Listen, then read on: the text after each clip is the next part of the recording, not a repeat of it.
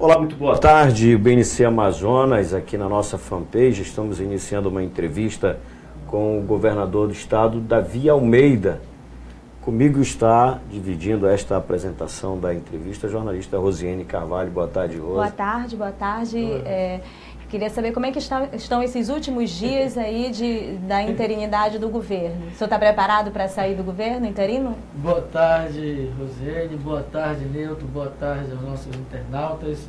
Eu estou preparado para sair desde o dia que eu entrei. Estou muito tranquilo, já estou feliz, alegre, satisfeito, grato ao povo do Amazonas, grato à própria Assembleia, porque eu não me preparei para ser governador.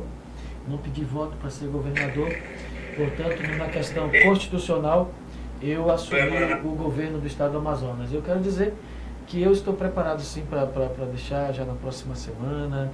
Temos aí um ritmo intenso ainda de entrega. Deixa eu só pedir para o senhor direcionar aqui. Ficou melhor? Eu acredito que sim. Então, eu estou dizendo que eu estou feliz e estou alegre e estou preparado sim para entregar o cargo para o próximo governador, para o governador eleito, né, 4 vezes o governador eleito amazonino, e eu vou deixar um governo melhor do que eu recebi. O senhor sentiu o gostinho do cargo? Ou eu não tenho um gostinho? Ou tem? Eu nunca me senti governador, para te ser sincero. Nunca me senti nem deputado. Os meus hábitos são muito simples, a minha prática, a minha conduta, ela é muito comum. Né? E eu não me apego a isso, eu não me apego no meu cargo de deputado, muito menos de governador. As coisas muito simples, para mim, as coisas mais simples que podem acontecer, na verdade as coisas mais simples que eu possa fazer, eu estou fazendo. E eu estou transformando até esse cargo em algo, porque antes existia tipo encastelamento, né? Os governadores, eles ficavam encastelados, hoje não. Hoje a população vê o governador na feira, vê o governador correndo nas ruas, vê o governador no shopping, o povo vê no aeroporto, na fila do aeroporto, vê o governador em restaurante popular, vê o governador na banca do mercado grande lá no Adolfo Lisboa, vê tomando mingau lá no mercado da Cachoeirinha, vê tomando o caldo de cana, comendo pastel lá na feira da Cachoeirinha também. E assim nós estamos fazendo. O governador andando a pé no seu bairro, indo cortar o cabelo no barbeiro. Então, isso eu fiz desse cargo, na verdade, algo muito simples e comum. É de aproximar o governador das pessoas, aproximar o governador, o governante da população. O senhor fez adversários e também fez inimigos nesse período. Aí por isso eu lhe perguntei, o senhor está preparado para sair? Porque algumas vezes, quando um gestor sai, o que assume depois, ou um grupo que assume depois, verifica ali com lupa e às vezes divulga algumas questões que eles consideram erradas, né? O senhor acha que deixou alguma coisa ali que possa virar uma crítica contra o senhor? Olha, crítica ninguém está isento dela, né? Agora, com relação às ações do governo, às obras do governo, os contratos do governo que nós fizemos no governo, eu trouxe para o meu lado pessoas que têm compromisso no combate à corrupção. Eu trouxe, por exemplo, fui no TCE e busquei 3 técnicos para que pudessem nos orientar, eu disse a eles, olha, vamos fazer o certo porque é certo e entregar as consequências, né? Para que nós possamos gerir os recursos públicos da melhor maneira possível e aplicá-los na boa política, da forma republicana como tem que ser feito. Então, eu tenho absoluta certeza e a convicção de que os nossos atos foram todos pautados na ética, na legalidade e, acima de tudo, buscando na eficiência o resultado positivo que pudesse impactar a população. O senhor fez uma gestão e aí já no segundo tempo, vamos dizer assim, considerando esses 5 meses que o senhor passa pelo governo, uma comparação com o seu antecessor e aliado, José Mello, e dizendo que vai deixar o governo melhor do que recebeu. Isso tem alguma indicação de que o Davi Almeida pode querer vir a ser governador eleito, não um governador acidental, do jeito que aconteceu? Deixa eu explicar esse fato aqui com relação... Eu vou deixar o governo melhor do que eu recebi. Quando eu recebi o governo, dia 9 de maio, nós tínhamos um déficit de 634 milhões de reais. Eu vou entregar ao governo um déficit orçamentário e financeiro. Eu vou entregar ao governo praticamente com déficit zerado. Eu vou te dar uns dados aqui ainda, você que está nos assistindo, eu vou ter a oportunidade de te passar. Quando nós chegamos, Neuto, Rosiane, a você que está assistindo essa entrevista, nós chegamos ao governo em 9 de maio e eu esperei chegar o dia 30 de maio para fazer a comparação da nossa arrecadação com o mesmo período do ano passado. Quando chegou dia 30 de maio, que nós fomos aferir essas contas, nós estávamos 9% abaixo de 2016. A nossa arrecadação de maio menor, 9%. E eu pensei, vai ser uma tragédia. Imagina, eu fiquei sabendo que ia ser governador na quinta. Na terça tive que assumir. Sem fazer o planejamento, sem fazer transição nenhuma.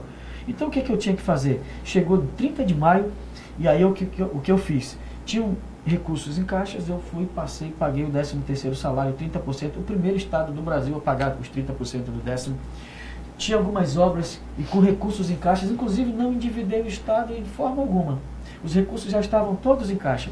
Nós fizemos do dinamismo a marca do nosso governo, dei ordem de serviço para a duplicação da M070 do quilômetro 18 até o 35, dei ordem de serviço para a continuação da Avenida das Torres, aí nós fomos dando ordem de serviço para Lábrea, para Carauari, para Rio Preto, para Manacapuru, para Iranduba, os ramais, né, que já estavam licitados e contratados, não fiz despesa nova nenhuma. E aí nós começamos a destravar o governo, e aí começamos a trabalhar. Quando chegou no mês de junho, a nossa arrecadação do ICMS, ela se recuperou em relação ao mesmo período do ano passado, 12%. Chegou o mês de julho, nós aumentamos para 19%. O mês de agosto foi o melhor mês. Na verdade, foi a terceira maior arrecadação da história do estado do Amazonas, em plena crise. Sendo que os repasses constitucionais federais, o Fundo de Participação do Estado, a cada mês tem diminuído nesse ano. Então o estado do Amazonas começou a se recuperar. Nós começamos a distribuir, contratar as pessoas, gerar emprego, distribuir renda, e aí o estado se recuperou. E o mês de agosto, que foi o terceiro melhor mês da história, isso, presta atenção, Rosiane, presta atenção a você que está me ouvindo, isso sem ter receita extraordinária. O que é receita extraordinária? Recursos de empréstimo, de refis e muito menos de depósitos judiciais. Isso somente com o incremento na nossa economia dos recursos que já estavam em caixa. E aí o que nós temos a dizer? Hoje pela manhã eu estava na Cefaz. O mês de agosto, que foi o terceiro melhor mês da nossa arrecadação na história, ele já vai ficar para 4º lugar, porque o mês de setembro já vai superar o mês de agosto, porque nós colocamos para circular no bolso do trabalhador amazonense 96 milhões do mais 30% do 13º. Diga-se de passagem, o único estado do Brasil a já pagar 60% do 13º. Colocamos 106 milhões para 104 milhões o abono dos professores. Agora a folha de pagamento que nós vamos fazer agora no final de setembro, essa semana ainda, mais 330 milhões de reais. Mais 68 milhões de reais só o pagamento em cooperativas. E assim você vai dinamizando a sua economia. Você coloca o dinheiro para circular, o dinheiro, as pessoas começam a consumir, começam a pagar o comércio, começam a pagar suas dívidas e a sua arrecadação vai subir. Isso retorna para ti em forma de imposto. E o que é melhor dizer para vocês? Como a arrecadação federal diminuiu, eu tenho visitado muitos interiores. Sabe o que eu tenho ouvido dos prefeitos?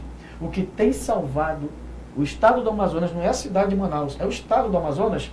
O que tem salvado o estado do Amazonas a manter os serviços no interior das prefeituras é o ICMS, o recurso nosso próprio. Agora, nós aumentamos a arrecadação sem fazer nenhum terrorismo fiscal, sem aumentar nenhuma alíquota de imposto, e assim nós estamos dinamizando, né, a arrecadação do estado, e o estado está crescendo, voltou a crescer, e eu acredito que essa é uma tendência que vai continuar, e eu vou te dizer, eu entrego o governo com quase nenhum déficit. Então, o que é que eu estou dizendo? Eu vou entregar sim um governo melhor do que eu recebi. Diminuímos mais de 315 milhões de reais em contratos, diminuímos, conseguimos... Qual o valor? 315 milhões em um ano serão economizados em contratos. E isso se faz necessário dizer, me permita, vocês não me perguntaram, mas eu vou falar. Porque quando eu assumi em maio, existia uma iminência de uma greve da Polícia Militar, da Polícia Civil, do Corpo de Bombeiros, por causa das promoções. E o que tinha ali era uma promessa de ser pago essas promoções no final de julho com o dinheiro da repatriação. Veja bem, Newton, esperava-se receber 180 milhões da repatriação, Rosiane. Sabe quanto nós recebemos no final de julho? Recebemos 15 milhões de reais. Como eu fiz o dever de casa, cortei os contratos no mês de maio e junho, nós temos a expectativa de economizar 315 milhões, foi possível fazer a promoção, a maior promoção da história da Polícia Militar, a maior promoção do Corpo de Bombeiros e também o pagamento do escalonamento da Polícia Civil. Isso se faz com planejamento. Eu nunca contei com o dinheiro da repatriação, porque se fosse contar, seria uma tragédia, seria um caos. Deixa eu só, rapidamente, eu preciso só dar uma informação aqui para o internauta, que está acompanhando a nossa transmissão e muita gente interagindo sobre uma taxa do Detran que a gente vai falar aqui, mas a gente vai ainda tocar noutros assuntos. Que é o assunto da semana. Que é o assunto da semana, mas... vai convergir a entrevista para esse Vamos momento. Chegar lá, mas só pediria que você ficasse com a gente aqui, que a gente vai falar assim desse assunto. Vamos deixar para o final, porque esse aí é um assunto que está bem em voga, e aí a gente vai discorrer por ele, e aí dá tempo de você continuar acessando e fazendo perguntas. O Newton iniciou a pergunta falando sobre uma comparação do senhor com o governo Melo. Qual é a sua relação com o ex-governador José Melo? Qual foi a última vez que o senhor falou com ele? Veja bem, as pessoas, quando eu falava antes que entrasse no ar aqui, do aniversário de um, de outro, quando você está no poder, as pessoas vêm para perto de ti, aí muitos querem estar perto do governador, mas não pela pessoa, mas pelo cargo. Eu sou amigo da pessoa, não do cargo.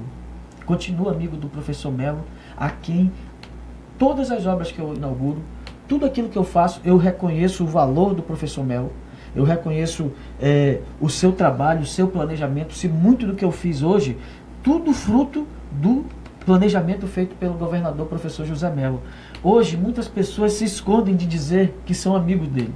Eu não tenho vergonha de dizer, eu tenho até agradecimento, fui o líder dele no governo no momento mais difícil, e ele atravessou o momento mais difícil da história política e econômica do nosso estado, e eu tenho assim a honra e a satisfação de continuar sendo amigo dele e dizer de público que sou amigo dele. Qual foi a última vez que o senhor falou com ele?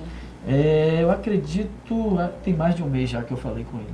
Mas a nossa amizade continua tranquila, ele vive agora muito dedicado ao seu sítio lá no Rio Preto da Eva, inclusive todos os ramais que eu tenho asfaltado no Rio Preto da Eva, Alto Rio, Baixo Rio, na inauguração eu faço questão de dizer, olha, isso aqui está sendo possível porque foi o planejamento do professor José Melo, os recursos foram aportados no governo do professor José Melo, e eu reconheço aqueles que têm valor. Ele agradeceu nessa última reunião que teve com o senhor? A última vez ele agradeceu sim, ele é uma pessoa muito amável e dócil. O senhor ainda tem esperança na eleição indireta, na Assembleia Legislativa? Não, deixa eu explicar isso, olha só. Eu vou dar aqui eu sou apenas um simples bacharel em Direito. O que eu penso que pode acontecer? O Supremo Tribunal Federal vai julgar inconstitucional o artigo 224 daquela lei, a mini reforma, que é inconstitucional. Não existiu ainda na história do Brasil uma eleição direta da forma como foi colocada. Aquele dispositivo, ele infringe a Constituição Estadual, a Constituição Federal. E uma lei infraconstitucional não pode se sobrepor a uma lei federal, no caso a Constituição.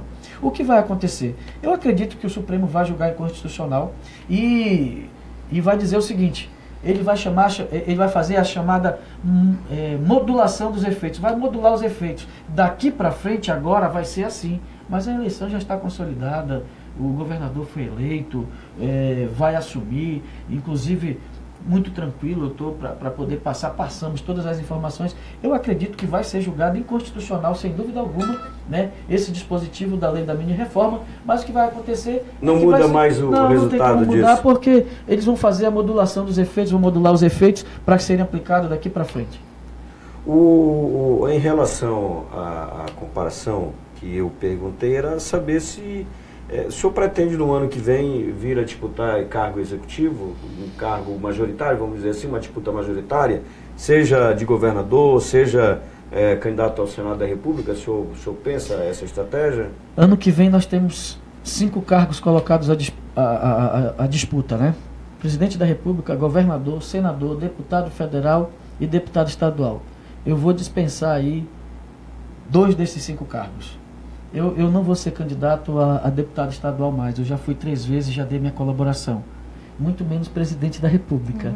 Quem vai dizer o cargo que eu vou disputar vai ser a população, vai ser o povo do estado do Amazonas. Eu vou me balizar por informações científicas, de pesquisas, e vou consultar o povo. E se tiver viabilidade para disputar qualquer um desses 3 cargos, de deputado federal, senador ou governador, eu vou de forma muito tranquila analisar e, dentro das condições e possibilidades, tendo chances reais de disputar qualquer um desses cargos, quem vai me dizer o meu caminho a seguir vai ser o povo do estado do Amazonas. O senhor já tem partido para ter autonomia nessa decisão? Não, primeiramente, é isso que eu estou te dizendo. Eu ainda preciso de um partido, eu ainda vou buscar a filiação partidária para que nós possamos... Isso aí é uma discussão muito lá para frente, lá para maio, junho, mas é isso que eu quero afirmar. Muito se está se falando, está se dizendo, então quem vai decidir o caminho que eu vou tomar vai ser o povo do estado do Amazonas. Eu vou fazer uma consulta. É natural a sua saída do PSD em função de todos os conflitos que ocorreram nessa eleição suplementar? Olha, eu continuo amigo do senador Omar. Aconteceu eu fui preterido, é fato. Continuo falando com ele, inclusive liguei alguns dias atrás para ele, ele me ligou. Continuamos amigos. Agora, na questão político-partidária, eu já tive essa experiência de ser preterido dentro do meu partido e já sublimei essa questão.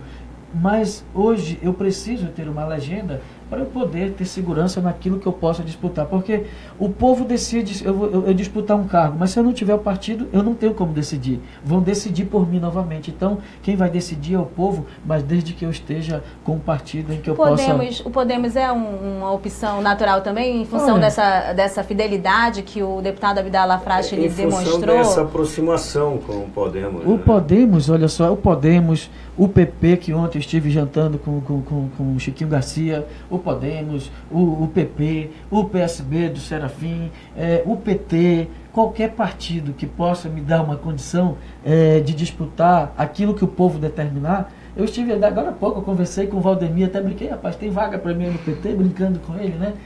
Eu sou um cara muito alegre, divertido, e eu brinco assim, mas eu estou trabalhando com algumas possibilidades de uma legenda em que eu possa ser presidente.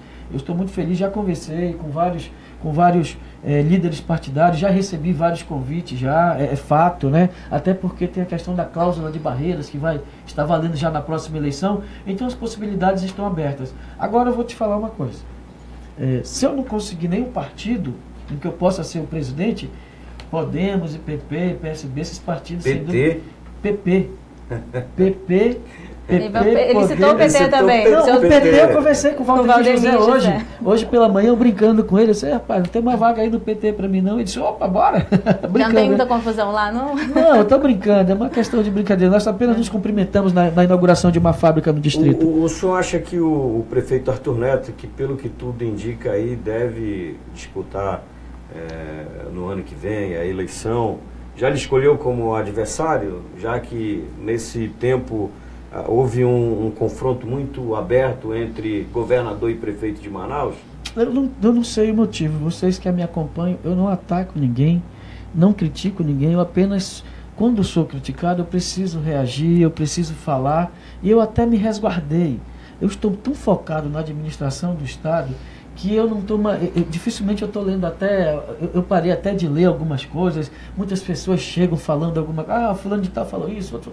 Deixa falar que eu vou continuar trabalhando. Então, é assim que eu estou focando. Eu não tenho adversários, eu não quero intriga, eu não quero confusão, eu não quero brigar com ninguém. Eu só quero terminar última semana do meu mandato de forma tranquila, inaugurando todas as obras que nós temos para inaugurar. Amanhã eu vou para Maranhão inaugurar uma escola, quinta-feira eu vou inaugurar uma escola de tempo integral lá no município de Manicoré, sexta-feira nós vamos entregar a M070 até o quilômetro 35, segunda-feira nós vamos entregar a parte da Avenida das Torres do Santa Etelvina até o Nova Cidade, do Nova Cidade até o Galileia, vamos entregar aquela passagem de nível, vamos entregar uma obra que estava parada há 4 anos, que é o Clube do Mototaxista lá no Nova Cidade. Então nós temos muitos ramais para entregar, a estrada do Curupira lá no município de Nova Olinda do Norte, e é assim que eu estou fazendo.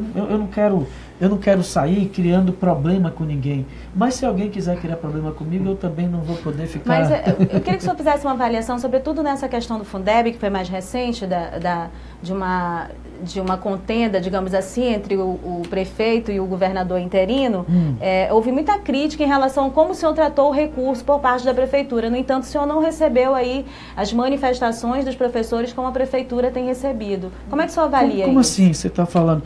A forma como foi tratado o recurso, porque é para ser repassado. Abono, o prefeito pagou... O que diz? Incorporou no salário. Tá bom.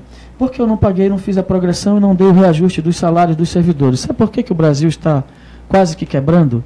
Os estados da federação estão quase que quebrados?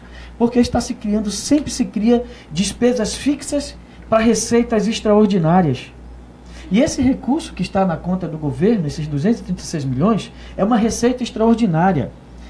Todas as prefeituras também receberam, inclusive a prefeitura de Manaus. E o que eu fiz? Eu chamei os professores para conversar. Eu fiz, na verdade, acho que a maior assembleia de professor da história. Mais de 4 mil professores lá no Vasco Vasques. Expliquei para ele, olha, eu poderia dar a progressão para vocês, eu poderia pagar a database de vocês, mas estaria cometendo uma irresponsabilidade administrativa. Eu estaria criando uma despesa para o meu sucessor que talvez ele não tivesse condições de continuar pagando nos próximos meses. E aí, Rosiane, meu amigo Newton, o que acontece? Eu fiz o seguinte, consultei a categoria e disse o seguinte, olha, a lei diz que desse recurso 60% é do professor. Eu apenas cumpri a lei. E nós fizemos ali a progressão, nós fizemos a divisão e cada professor recebeu R$ 6.700 com 20 horas. Quem tem 40 horas, dobra. Quem tem 60 horas, triplica. Então, eu não fiz nada mais, nada menos do que cumprir a lei. Não fiz nada mais, nada menos do que a minha obrigação. E com relação a outras demandas, os prefeitos e tudo mais, os prefeitos têm até o dia 31 de dezembro para gastar esse dinheiro. Eu gastei, na verdade, eu vou até sair em defesa. Ontem eu saí em defesa do prefeito de Itacoatiara. Antes de ontem eu saí em defesa do prefeito de Tabatinga. Estive lá em Tabatinga. Semana passada estive lá em Guajará, onde os professores estão protestando. Atenção, senhores professores da rede municipal. Os prefeitos, eles têm até 31 de dezembro para fazer esse pagamento. Poderiam ter pago agora? Sim. Mas essa receita ainda vai chegar, a receita do Fundeb. Isso é uma diferença do valor pago a menor em 2016, que já está na conta do Estado, acredito que desde junho. Eu poderia ter pago isso na campanha, mas aí eu me dizer, ele está fazendo politicagem. Eu deixei passar o primeiro e o segundo turno para poder cumprir com a minha obrigação, com o meu dever e pagar o abono dos professores. Não fiz mais do que a minha obrigação. O senhor tentou mudar um status que se estabeleceu, que está aí no Estado, desde 1982, talvez bem mais atrás, mas a gente vai pegar aqui com a reabertura da democracia, com a volta do Boto ao poder em 1982. 35 anos. E o senhor desafiou esse status. O senhor acha que é possível mudar? Eu tenho certeza que é. O senhor esteve dentro dele, conhece muito bem, e o senhor desafiou nesses 5 meses, eu acho, entrou e já fez um confronto direto com o grupo. É possível? Olha só, eu acredito que eu não desafiei. Eu fiz aquilo que o povo esperava que eu fizesse. Eu não assumi a cadeira de governador para esquentar lugar para ninguém. Como é que eu posso? O governador ser comandado por alguém. E eu quero aqui até dizer a algumas pessoas que estão criticando o atual governador, eu quero aqui fazer um elogio para ele, porque o governador ele tem que tomar as decisões dele pautado nas suas convicções. Não pode receber ordem de A, B, C, D ou E. Não. Ele tem que achar aquilo que é certo e fazer o que é certo. E eu acredito que eu quis dar ao povo do Amazonas uma opção a mais. E o povo do Amazonas mostrou que quer mudar. O atual governador foi eleito com 30% aproximadamente dos votos dos amazonenses. Isso mostra que tem 70% que não aceita. Foi eleito legitimamente, sim, e eu dei apenas uma opção ao povo do Amazonas com a Rebeca, que foi a terceira colocada, mas aí uma série de fatores. Por exemplo, a Rebeca nós conseguimos ir em 20 municípios. Nós só fomos em 20 municípios do interior. E aonde nós fomos, nós tivemos uma boa aceitação. O tempo de campanha foi muito curto, acho que 3 semanas.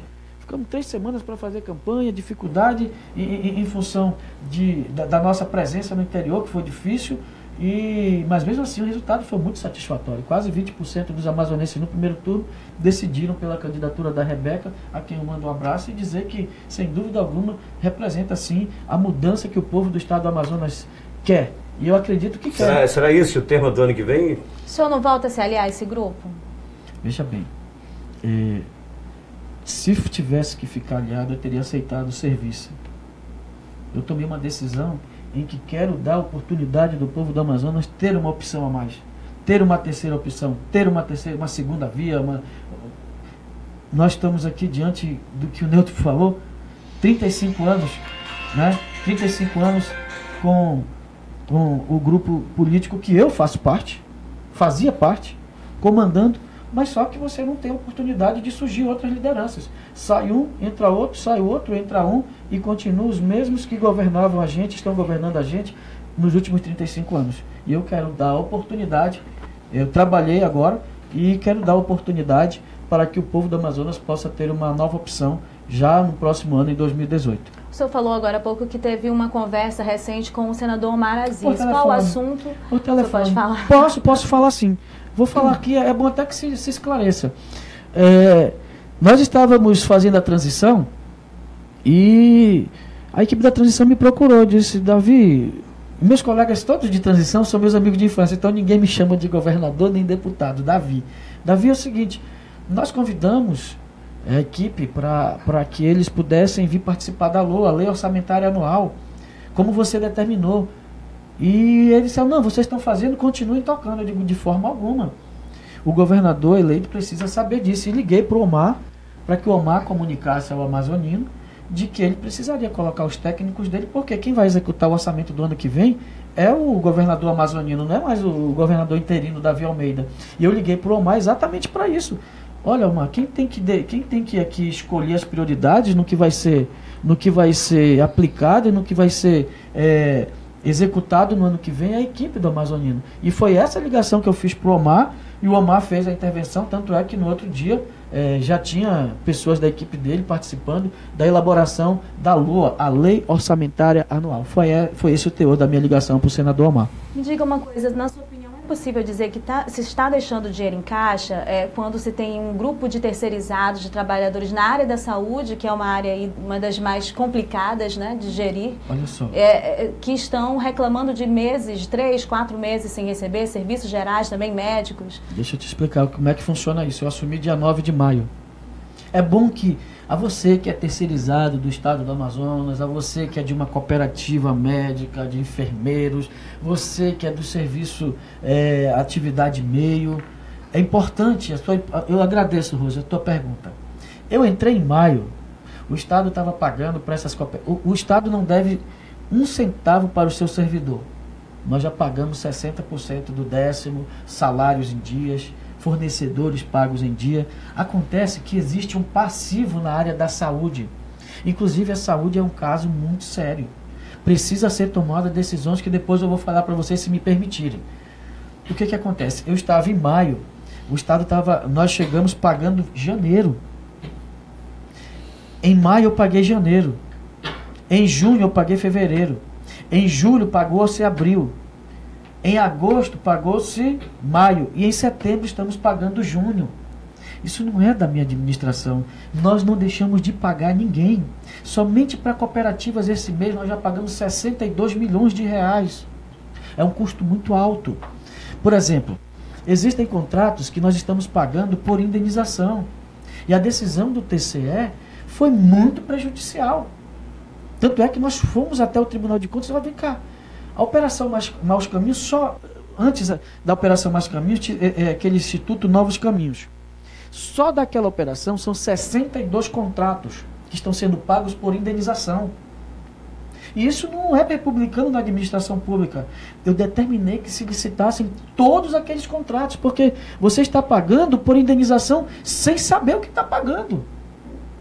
E nós comunicamos ao Tribunal de Contas isso. Tanto é que os processos licitatórios esses 62 processos, eles estão tramitando para que nós possamos fechar o certame e saber exatamente e cobrar o que está sendo efetuado, o que está sendo executado. Com relação a esses atrasos, são pertinentes, são verdadeiros, são reais, mas não são da minha administração. eu estou herdando um passivo, tudo em função do que aconteceu ano passado com relação a essa operação na área da saúde. São contratos, por exemplo, só desse Instituto Novos Caminhos, são contratos de lavanderia, são contratos de enfermagem, são contratos de médicos, de cirurgiões, clínico geral, que atendia, ginecologista, todos esses contratos. Só que são muitos contratos. O Estado não tem como manter mais isso. Tem que romper esse modelo. Esse modelo está fadado, na verdade já está fracassado. O Estado já não tem mais comando em muitas situações, como a que está acontecendo hoje. Aconteceu lá no Platão Araújo, de uma associação, que estão cobrando, como só existem eles para fazer o serviço, estão impondo um preço inexequível. E nós não aceitamos. Mais caro do que você ser atendido na Unimed, no Hospital Adventista, na SAMEL. Alguns estão paralisando, né? Em função do atraso, não da nossa administração, mas do atraso anterior. Nós herdamos um passivo muito grande, e o governador que vai assumir, ele vai ter que resolver esse problema, que só se resolve com o tempo, licitando tudo novamente, abrindo concorrência, para que nós possamos diminuir o custo dessa operação, que é muito cara. É muito caro. Nós gastamos só com cooperativas algo em torno de 880 milhões ano. Olha só, preste atenção.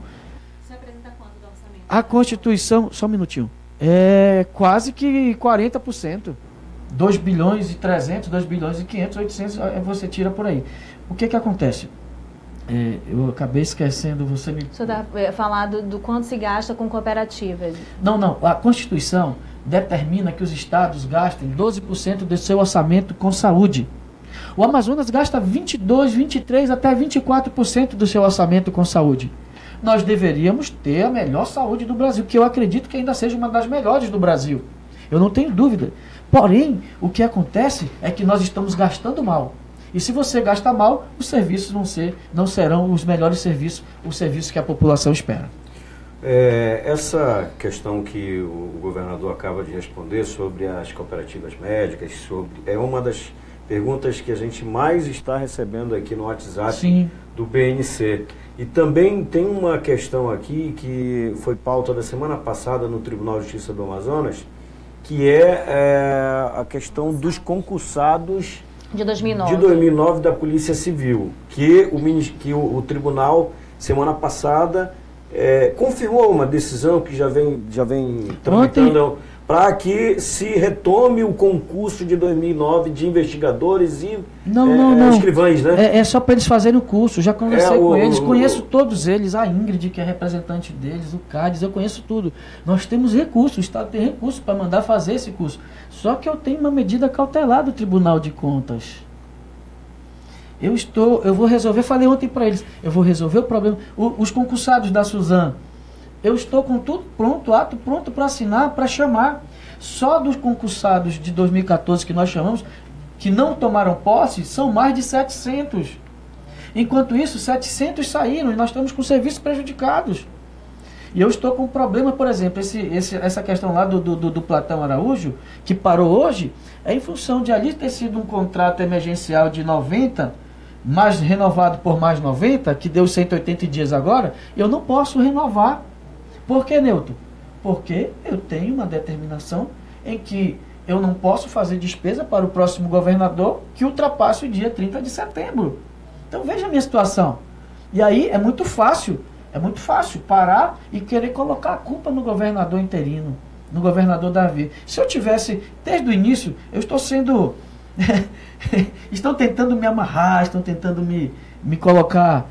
situações em que possa me constranger, mas ainda assim estamos administrando o Estado de uma maneira tranquila, com muitos problemas, principalmente na área de saúde. Inclusive, eu tenho a dizer que o próximo governador tem que atacar a área de saúde, rever todos esses contratos, como por exemplo, nós revemos no início e vamos economizar 315 milhões sem prejudicar o andamento dos serviços no Estado. Essa decisão do TCE que o senhor citou agora, lhe constrangeu? Ela colocou sob suspeita os seus atos como gestor? De forma alguma, e foi uma decisão não técnica do Tribunal de Contas, foi uma decisão política. Como não é que uma decisão? De forma alguma, foi uma decisão política de um órgão técnico. Você vai ver a decisão, não tem nenhuma fundamentação. No jurídico aquilo não existe uma decisão como aquela. Eu, para não querer brigar, para não querer puxar, o Davi está brigando com todo mundo. Eu não estou brigando com ninguém. Todos querem brigar contra mim. É o que eu estou vendo. O que acontece? Decisão do TCE, as pessoas cumprem. Recomendação do Ministério Público, as pessoas estão cumprindo. Determinação e decisão do Tribunal de Justiça se cumpre. E determinação da Assembleia ninguém quer cumprir. É algo que se... O senhor se sentiu constrangido com o fato de não ter sido recebido na sala do presidente do tribunal? Isso não foi verdade. Eu vou repor a verdade aqui. Eu fui recebido, eu e mais 12 deputados, pelo conselheiro Ari Moutinho, pelo Érico Desterro, pelo conselheiro Júlio Cabral, pelo conselheira Yara e conselheiro Mário Melo. Nós reunimos na sala do conselheiro Érico, porque o presidente não estava ainda no tribunal. Só quem estava no tribunal era o conselheiro Érico. E nos levou para a sala dele. De forma alguma, não houve. Inclusive, nós ficamos mais de 1h20 com o conselheiro Ari e os demais conselheiros, colocando a real situação do Estado e mostrando para eles que não se justificava o que estava por trás disso tudo. Era que tentar pregar o caos nas finanças do Estado. O Estado não está quebrado como muitos apregoaram. O que estava por trás disso era uma vontade de querer decretar um estado de emergência para fazer contratações graciosas. Contra isso eu estou me colocando. Eu acho que foi por isso que eu criei algumas, quem sabe aí, ditas por vocês, inimizades, alguns adversários. Você acha que não? Como assim? Que não criou inimizades nem adversários? Se criou, foi do lado de lá para cá, nunca daqui para lá. Eu estou muito tranquilo. Deixa eu continuar dando atenção aqui para o internauta, que tem uma pergunta do Ivan lá do Mutirão, dizendo: o senhor disse que não quer briga com ninguém, mas está postergando a posse do governador eleito. Eu queria que o senhor comentasse isso para o ouvinte que entende dessa forma. Olha só, então... O senhor está ajudando a Assembleia a adiar essa posse do amazonino? Vamos lá. O que diz a lei? É bom que a gente saiba, esclareça isso. O que diz a lei? O candidato eleito, presta atenção, a transição iniciará após a diplomação do candidato eleito. Olha lá como é que eu não quero brigar. A diplomação, a transição se iniciará após a proclamação do resultado final da eleição. Sabe quando se proclama o resultado final da eleição, Neutro, Rosiane, a você, internauta? Após a diplomação. Após a diplomação. A transição só iria acontecer após a diplomação. O que eu fiz? No primeiro dia após a eleição, eu instituí a comissão de transição. Nomeei os nomes que iriam fazer a transição. Nem esperei. Se eu quisesse brigar e postergar, eu faria, porque eu estou respaldado. E aí o que acontece? Já fizemos a transição. Aí o que acontece? Após a diplomação, o que determina a Constituição do Estado diz o seguinte: a Assembleia convocará diante da Assembleia, o diplomado será empossado no dia 1º de janeiro. É o que diz a Constituição. Só que nós estamos diante de uma situação excepcional. E a Assembleia não marcou data para a posse. Quem marca a data, nesse caso, é a Assembleia. Da posse, né? A posse... Para você molhar a palavra... A posse, tá bom. A posse, ela é determinada e marcada pela Assembleia. Me diz quem marcou a posse do governador eleito. Marcaram a posse, venderam para o governador eleito um falso prestígio, achando que dominam a Assembleia pessoas ligadas a ele. Deputado Bosco O Saraiva? senhor está falando do vice-governador eleito? Eu não sei, eu sei que quem foi falar para ele que seria dia 5 não combinou com a Assembleia. Mas o presidente falou. Não, mas a quem decide é a mesa. E aí o que acontece? Marcaram para o dia 5. Vem cá, que problema tem a mesa da Assembleia se reunir e decidir pelo dia 10. São 2 dias úteis. Para que se criar tanta celeuma diante disso? É verdade que esse período permite ao senhor novos contratos, novos pagamentos, não, de forma alguma alguma, manobra na gestão? De forma alguma. Eu queria até dizer o seguinte, estão levando conversas indevidas ao governador eleito. O que faz de diferença 2 dias úteis para ele tomar posse? Só o fato de alguém se achar e pensar que tem prestígio na Assembleia? Dos 7 membros da mesa, 6 assinaram o documento, está publicado. Isso é um ato discricionário do Poder Legislativo. Não é decidido por um, foi decidido pela mesa da Assembleia. E a Assembleia marcou a posse para terça-feira. Tinham marcado para quinta sem combinar com a Assembleia e foram lá vender para o governador achando que isso seria uma verdade, que não era verdade. E o que acontece? E se criou essa celeuma. Não tem ninguém querendo adiar. Se eu quisesse adiar, nós iríamos fazer para o dia 1º de janeiro, é o que diz a Constituição. Apenas a Assembleia publicou um ato em que diz, olha, a posse será no dia 10. Foi essa a decisão da Assembleia. Quem decidiu a posse no dia 5 não foi a Assembleia. Foi uma sugestão de um deputado, mas que não foi acatada pela mesa da Assembleia. Somente isso, para distensionar essa corda, acabar essa confusão. E isso é uma ação, é um ato discricionário do poder, interna corporis do Poder Legislativo. É decidido dentro do Poder Legislativo. E sem precisar criar mais polêmicas, eu acredito que quem está querendo criar esses problemas, o governador vai precisar da Assembleia. Como é que vai querer tomar posse, como tem muitos pregados, alguns têm pregado, vai tomar posse e mandado de segurança. Isso é um ato discricionário do Poder Legislativo.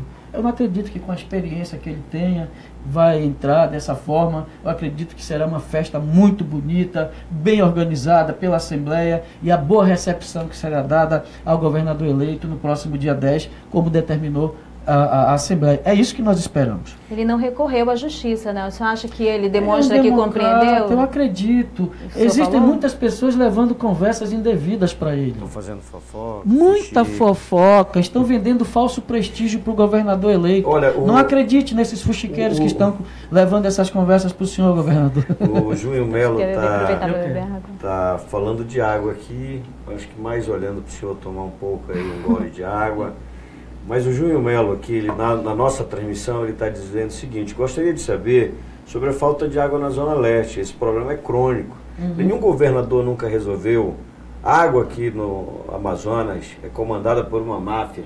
Olha só, água é um serviço concedido pela Prefeitura de Manaus. O governo fez o seu investimento no programa e repassou para a Prefeitura. Mas ele, como é o nome dele? Júnior Melo. Olha só, Newton, o Júnior Melo, o problema da Zona Leste de Manaus não é diferente do interior do Amazonas. Como você falou, nós estamos há 35 anos e todo município do estado do Amazonas, eu vou aproveitar a grande audiência aqui do seu site, do seu portal. Rosiane, eu viajei já esses quase 5 meses, quase 45 municípios do interior. E todos os municípios pedem água.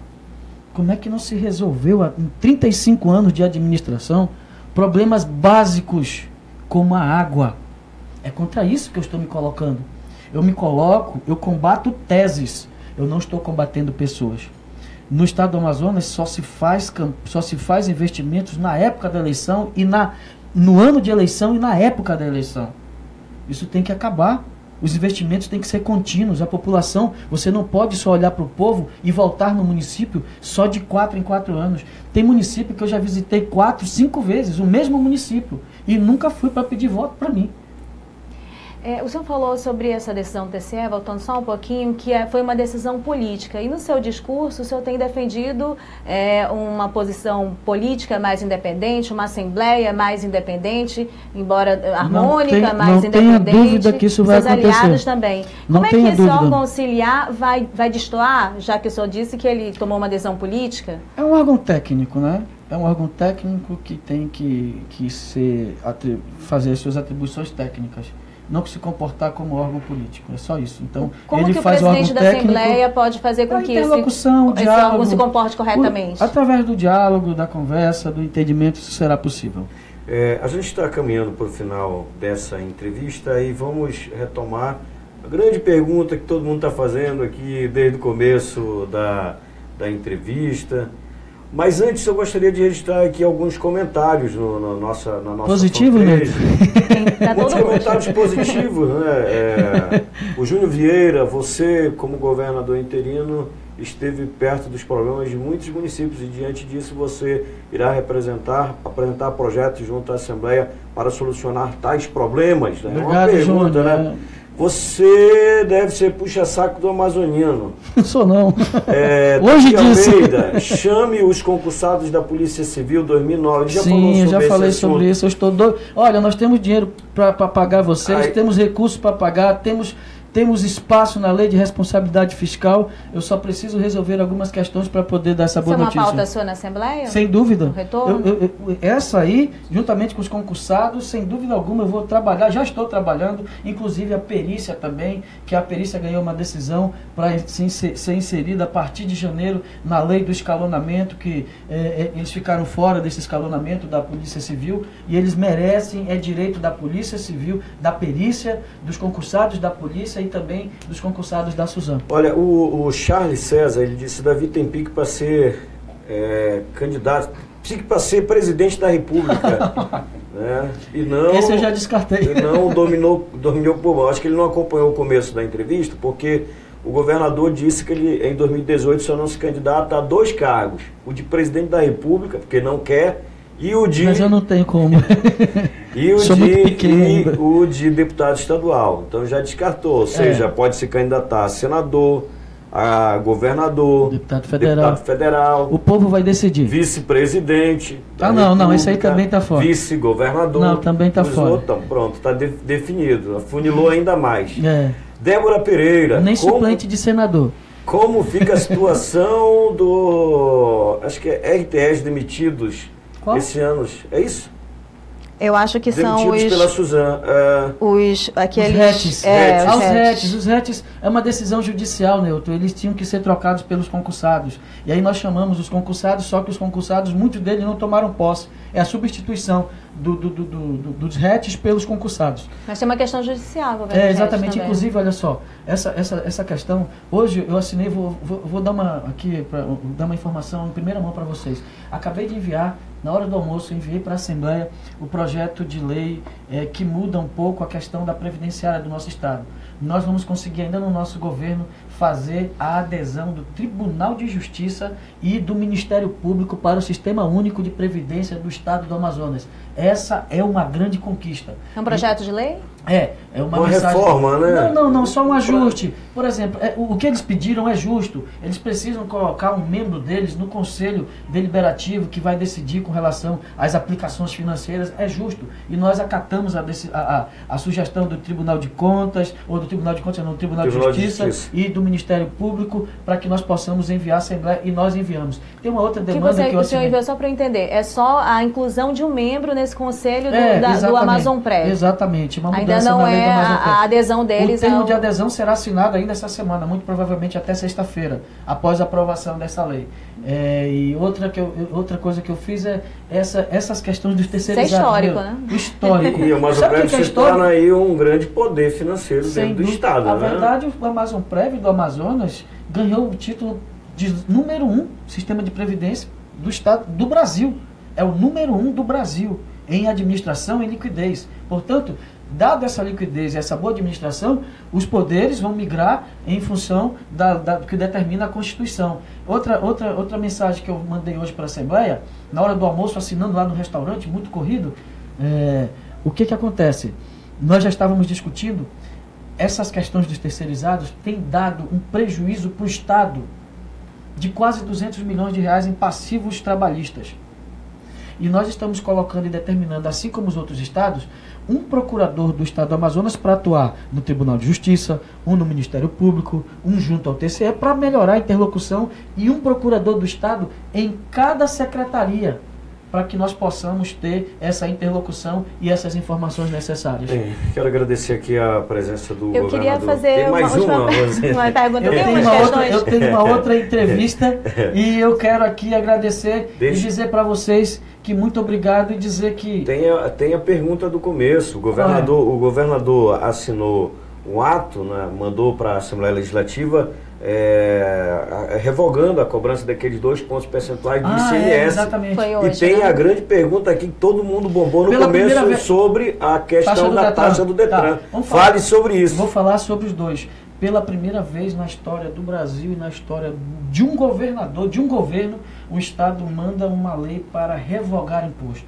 O imposto sobre o diesel, sobre alguns bens, nós mantemos alguns itens, né, desse imposto, que, por exemplo, o álcool, o tabaco, aqueles bens supérfluos, grandes automóveis, lanchas, isso foi mantido. Mas nós retiramos do combustível porque o combustível onera a cadeia produtiva do Estado, onera o bolso do consumidor, aumenta o preço da gasolina e nós mandamos essa matéria para a Assembleia. Com relação à taxa do Detran, eu estava quinta-feira viajando, sexta-feira viajando, eu só vim me tomar conta disso no sábado. E no sábado eu tenho minhas atividades cristãs e religiosas, no qual eu me resguardo, né? É aquilo que eu vivo. E no domingo eu chamei o diretor-presidente, pedi explicações para ele, inclusive no domingo à noite, saí 9 horas da noite da casa do procurador e fomos ver a legalidade dessa cobrança. Existe a recomendação para ser cobrado e eu achei a taxa um valor muito exagerado e determinei no mesmo dia para que fosse diminuída em 50% essa cobrança, para que, na verdade, isso é necessário. Se você for nos hospitais, procurem os problemas respiratórios. Manaus sofre porque nós temos uma grande cidade. A nossa cidade, mesmo estando dentro de uma selva amazônica, já tem muitos problemas com relação à emissão de gases. E isso é necessário que se faça essa inspeção veicular para que essas emissões de gases possam ser diminuídas na nossa atmosfera. Principalmente os carros a diesel. Você pode não fumar, como eu acredito que aqui ninguém fuma. Mas quando você tem na sua atmosfera jogada aquela fumaça dos carros, significa quase que você é um fumante. Tem dados que dão essa informação. Portanto, eu vi como muito alta aquela taxa, é necessária, tem legalidade, tem amparo legal e nós determinamos 50% a diminuição dessa taxa. Os deputados defenderam hoje a revogação para que reiniciasse a discussão desse projeto na Assembleia e fizeram esse pedido para o senhor da tribuna. O senhor, eu não tive acesso. O senhor vai analisar isso? Olha só, eu vou razoável? Olha só, tudo que é feito através do diálogo, uma proposta razoável, ela vai ser discutida, se for factível, será feita. Eu não vejo como óbvio. O senhor votou a favor dessa proposta? Tem comentários aqui nesse sentido? Eu não lembro disso, porque eu acredito que essa taxa, ela foi instituída, essa lei, ela foi instituída exatamente no momento em que nós fazemos a revisão de algumas taxas do Detran. E essa matéria foi inserida no mesmo projeto de lei.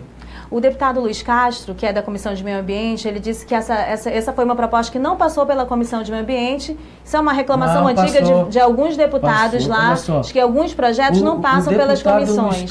Só estou introduzindo isso para lhe perguntar, no seu retorno para a Assembleia, as comissões vão ser respeitadas? Sempre foram, sempre serão. Todas as atribuições das comissões serão preservadas e todas as comissões que estão com as suas pertinências terão as matérias sendo enviadas para elas para que possam ser discutidas dentro da melhor maneira possível. O deputado Luiz Castro, agora que eu lembro, ele propôs, é um bom deputado, um bom amigo, mas eu lembro que na discussão dessa matéria, aquilo que seria uma cobrança das taxas do Detran que estavam naquele momento sendo majoradas, nós fizemos o escalonamento, o aumento progressivo. Inclusive foi uma sugestão do deputado Luiz Castro. E essa matéria passou exatamente, essa aprovação dessa lei passou exatamente na discussão dessas matérias. Governador. Eu queria só, a minha pergunta que eu não fiz, na verdade, alguma outra polêmica que foi discutida na Assembleia e o senhor deve enfrentar agora nesse seu retorno é sobre o pedido de aumento dos servidores do Tribunal de Contas do Estado. O senhor já tem uma opinião formada sobre isso? Eu vou retornar para a Assembleia semana que vem. Eu estou preocupado em fazer o aumento dos servidores da Assembleia que estão há 3 anos sem a database, e eu vou me esforçar o máximo possível para poder conceder a partir de janeiro a reposição salarial dos servidores da Assembleia. Do TCE o senhor não pensou? Olha só, o TCE tem a sua autonomia administrativa e financeira. Se ele tiver capacidade para suportar, eu acho que essa é uma discussão que nós devemos travar, e eu quero respeitar, apesar de não ter sido respeitado por eles, eu quero respeitar a autonomia deles. Governador, muito obrigado por ter vindo. Gostaria de informar aos nossos internautas que o governador vai seguir conversando com vocês. Ele vai agora para o site Amazonas da Atual, ele tem uma entrevista agora lá. O professor Valmir Lima. Sai daqui, fala com o Davi, aqueles assuntos que ele não conseguiu responder, que você não... Como foi a audiência aí, Nilton? Muito boa. A gente tem aqui nossa pesquisa. Quantos? 4 mil visualizações. Olha só. O alcance rapaz. geralmente é maior. O alcance muito obrigado bem maior do que o número de pessoas. Nilton, amanhã publica aí a nossa pesquisa, Nilton. Aqui nós vamos publicar uma pesquisa que a gente recebeu agora do governador Davi Almeida. Governador, 15 mil pessoas alcançadas. Maravilha, um abraço a todos vocês que nos acompanharam. Muito obrigado por ter vindo ao BNC. E continuem sintonizados aqui, linkados no BNC, com Nilton Correia. Você precisa saber, né? Você precisa saber, é o BNC. Um abraço a todos, valeu, gente. BNC, você precisa saber.